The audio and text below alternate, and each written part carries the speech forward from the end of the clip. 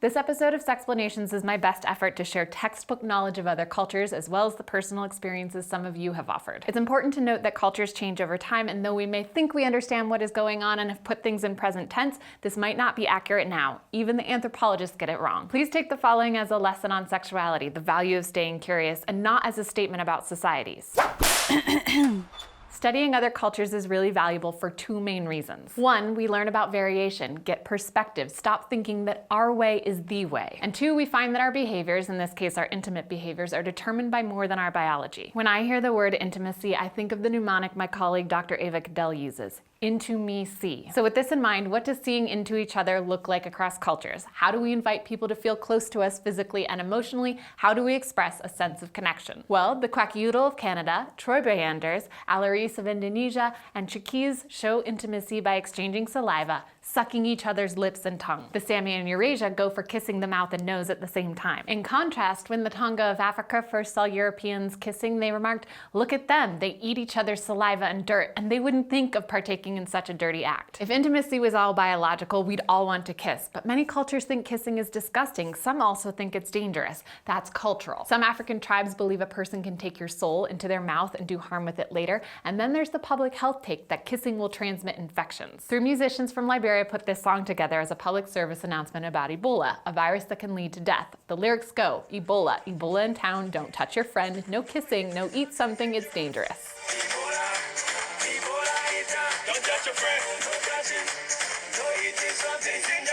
Catchy, right? How about sans saliva intimacy? Tingyans in the Philippines get close with their lips and suddenly inhale. In Bali, it's more of a dance, where they catch each other's scent and body warmth with a slight head movement. And in Thailand, a similar thing. Hamgam, or what in English we call a sniff kiss. Cunnilingus, or oral sex on a vulva, is another form of intimacy some are into, others aren't. Pohnpei, islanders in the South Pacific, place a fish in the vulva to lick it out. There's this piece of Japanese erotic art called The Dream of the Fisherman's Wife, which suggests cunnilingus is an accepted form of intimacy in Japan too. Sometimes. I found a fascinating thread on Reddit called Cultural Difference in How Oral Sex is Viewed, and the discussion gives more modern first-hand accounts of the Japanese relationship to vulva-mouth play, and the Israeli accounts, and Canadian, and American. Basically, depending on the person but also the culture, oral sex may be viewed as far more or less intimate than penetrative and vagina sex. Cultural differences, variations, society impacts behavior. Here's another example of intimacy, biting. In the Brazilian highlands, Apinhé women express intimacy by biting off their partner's eyebrows and then